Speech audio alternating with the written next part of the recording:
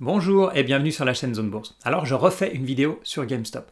Je refais une vidéo sur ce titre particulier, ou plutôt ce qui est en train de se passer en ce moment, pour deux raisons. Déjà parce que je pense que certains peuvent penser que c'est anecdotique, moi je le pense pas, je pense qu'il y a réellement une mini-révolution qui est en train de se passer dans le monde de la finance. Et si vous n'avez pas vraiment suivi cette affaire GameStop, je vous conseille de regarder la vidéo précédente. Alors les puristes qui connaissent l'affaire bien mieux que moi m'ont signalé quelques manques, notamment sur qui a acheté en premier le titre GameStop, mais je vous laisse regarder cette vidéo, plus d'autres, pour avoir vraiment une vision complète donc, de ce qui se passe sur ce titre. Mais la deuxième raison pour laquelle je fais une vidéo là-dessus, c'est pour répondre à quelques questions techniques que vous m'avez posées dans les commentaires. Ce sont mes questions préférées. Donc on va répondre à des questions du type comment est-ce possible d'avoir un nombre d'actions vendues à découvert qui est plus élevé que le flottant, c'est-à-dire le nombre de titres en circulation de l'entreprise. Je vais vous expliquer aussi pourquoi Robinhood a empêché ses utilisateurs d'acheter les titres GameStop, mais aussi d'autres titres, et pourquoi ça, c'est aussi quelque chose de très important, et pourquoi ce fameux courtier américain Robinhood est loin du Robin des Bois qu'il prétend être. Je vais vous expliquer aussi comment vos titres sont prêtés pour permettre la vente à découvert. Est-ce que vous pouvez vous prémunir de ça? Enfin, vous voyez, pas mal de questions donc techniques autour de cette affaire GameStop. On va donc commencer par ce que vous avez probablement découvert avec cette affaire GameStop. Comment c'est possible qu'on ait ce qu'on appelle un short interest, c'est-à-dire un nombre d'actions vendues à découvert qui soit supérieur au flottant de l'entreprise, donc au nombre d'actions cotées en bourse. Et on l'a vu donc sur GameStop, le pourcentage est passé au-delà de 100%, mais on l'a vu récemment sur plusieurs autres valeurs, et notamment celles qui ont été ciblées par les day traders, donc qui s'en prennent à tous ces hedge funds vendeurs à découvert. Donc c'est une question qui peut se poser légitimement. Donc admettons qu'une entreprise ait 100 actions cotées en bourse, donc ce qu'on appelle le flottant. Comment est-ce possible d'avoir plus de 100% de ce flottant vendu à découvert, donc ce qu'on appelle un short interest supérieur à 100%. Admettons qu'un premier hedge fund arrive, emprunte 80 actions pour les vendre à découvert. Nous avons maintenant ce qu'on appelle un short interest de 80%. On voit qu'on a des positions longues pour 180 titres, dont 80 qui ont déjà été prêtés, et puis on a donc les actions du hedge fund, donc 80 actions qui sont short, qui sont vendues à découvert. Imaginons qu'un petit peu plus tard, un deuxième hedge fund arrive pour emprunter 50 titres et les vendre à découvert. Alors comment est-ce qu'il peut emprunter 50 actions vu qu'il n'y en avait que 100 au départ et 80 qui ont déjà été prêtées? C'est tout simplement que maintenant, on vient de le voir, on a une position longue qui est de 180 titres. Et il y en a seulement 80 qui sont prêtés, donc on voit qu'on a encore de la marge. Et on se retrouve donc finalement avec des positions longues pour 230 titres, et puis 130 actions qui sont short. Et on voit qu'on peut bien avoir un short interest qui est supérieur à 130% via donc ce phénomène de cascade. Puisque les titres qui sont initialement empruntés, ils sont vendus et rachetés par d'autres, et c'est ces nouvelles positions, créées de manière un peu artificielle, qui peuvent être à leur tour reprêtées, revendues à découvert, et donc rachetées par d'autres personnes, qui vont à nouveau reprêter, etc., etc. Donc avec le temps, on peut facilement passer au-dessus des 100%, même si c'est un phénomène qui est très très rare. On va passer maintenant à Robinhood, donc ce fameux broker en ligne américain qui a un énorme succès auprès des jeunes, auprès des day traders. Robinhood a été au cœur de l'affaire GameStop, notamment déjà parce que la plupart des acheteurs sur GameStop passaient par ce courtier-là, mais là où ils sont vraiment devenus importants et sur le devant de la scène, c'est quand ils se sont mis à empêcher la semaine dernière à certains de leurs utilisateurs, enfin à tous leurs utilisateurs plutôt, d'acheter des actions GameStop et puis tous les autres titres qui étaient vendus à découvert en même temps. Alors pourquoi est-ce que Robinhood a fait ça? Alors il y a deux théories. La première, c'est que ce serait à la demande de Citadel, donc l'énorme hedge fund qui a des parts dans Melvin Capital, qui est le fonds qui a le plus souffert du short squeeze, qui a perdu plus de 3 milliards donc, dans cette affaire, donc ce serait à la demande de Citadel. Et la deuxième théorie, c'est que ce serait dû au problème de liquidité de Robinhood qui a dû emprunter 1 milliard de dollars en urgence la semaine dernière suite à la demande de la DTCC, le système de règlement livraison américain. Alors la question qu'on peut se poser, c'est pourquoi est-ce que Robinhood voudrait faire plaisir à Citadel, donc comme je le répète, un des plus gros hedge funds du monde, plutôt que de faire plaisir à ses utilisateurs. Et c'est là que j'emploie ce mot utilisateur exprès, je parle bien d'utilisateurs de Robinhood et pas de clients, parce que, je vous le rappelle, Robinhood est un courtier qui est gratuit. Pour la plupart de ses clients en tout cas, il est gratuit, vous avez 0 commission. Et vous savez ce qu'on dit? On dit quand c'est gratuit, c'est vous le produit.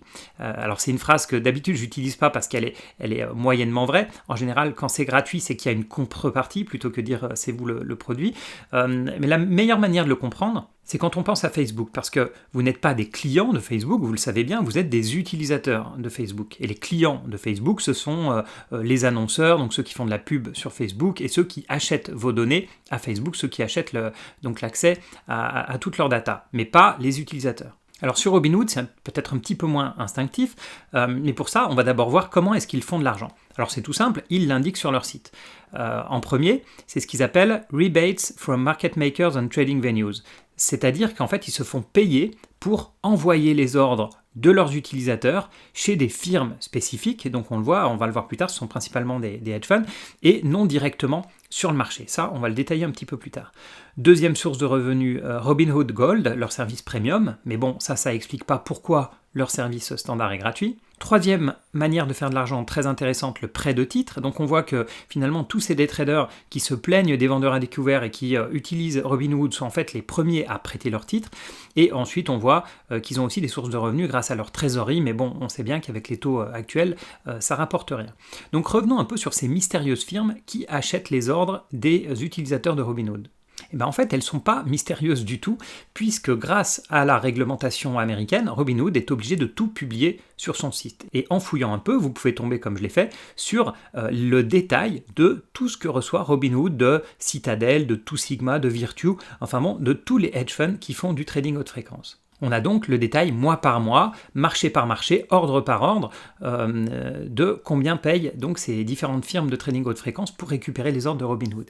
Et on voit, j'ai pris l'exemple par hasard du mois d'octobre 2020, on voit ici que Citadel a payé, alors c'est surtout sur les petites valeurs qui récupèrent le plus d'argent, et on voit qu'ils ont payé pour un mois 2,4 millions de dollars pour les ordres au marché, plus 1,5 million pour les ordres limites, etc., etc. Et c'est là où on voit que finalement, les clients de Robinhood, c'est presque plus Citadel, Two Sigma et tous ces hedge funds que les utilisateurs de la plateforme qui, eux, ne payent rien à Robinhood. Donc on peut comprendre que Robinhood ait été plus influencé par Citadel que par les réels besoins de ses utilisateurs.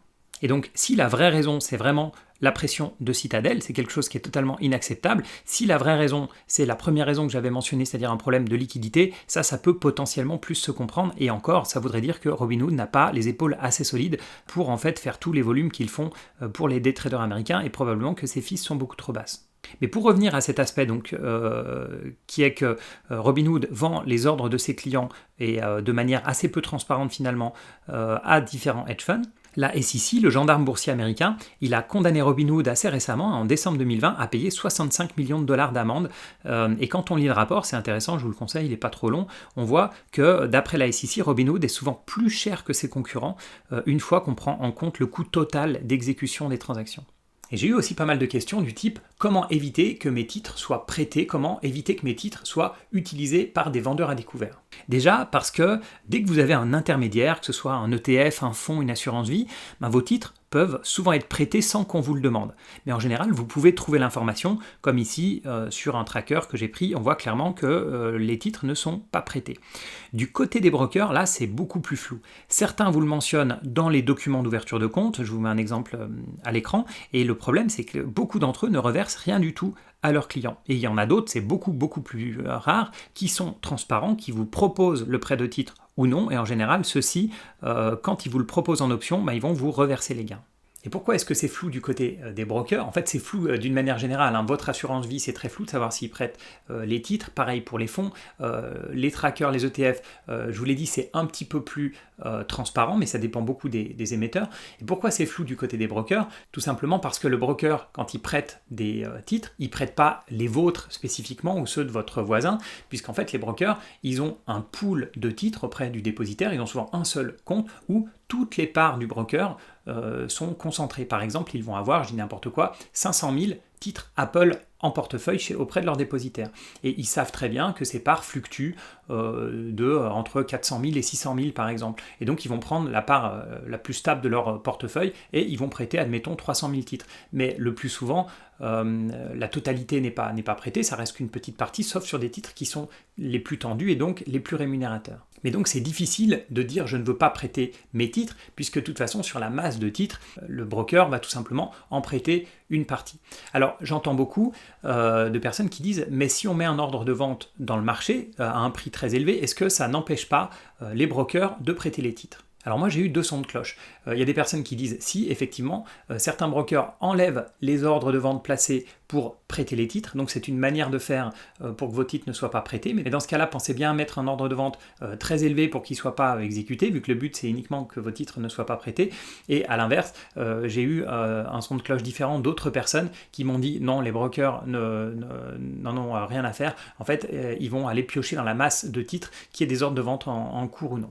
Et si réellement vous voulez que vos titres ne soient pas prêtés, vous pouvez déjà tout simplement poser la question à votre broker. Et si vous passez au travers d'ETF, de fonds ou d'assurance vie, vous pouvez trouver facilement l'information. Alors vous ne pourrez pas en faire grand-chose dans l'assurance vie, vous allez sûrement voir que vos titres peuvent être prêtés, mais comme je vous le disais, sur les ETF, si vous avez le choix entre deux ETF, qu'il y en a un qui prête les titres et non, alors vous serez plus enclin à prendre l'ETF qui ne va pas prêter ces titres. Alors ce qu'on voit, c'est que cette affaire de prêt de titre, c'est quelque chose qui n'est pas transparent du tout, et je pense qu'une des choses que va faire changer l'affaire GameStop, je pense que ça va faire changer pas mal de choses, mais une des choses que ça va faire changer, ça va être notamment la transparence du point de vue des brokers sur est-ce que vos titres sont prêtés ou non, et est-ce que l'argent du prêt de titre, s'il a lieu, vous est reversé ou non. Voilà, j'espère à nouveau que vous avez appris quelque chose dans cette vidéo. Moi je vous remercie beaucoup pour tous vos likes, commentaires, partages, et je vous dis à bientôt pour d'autres vidéos.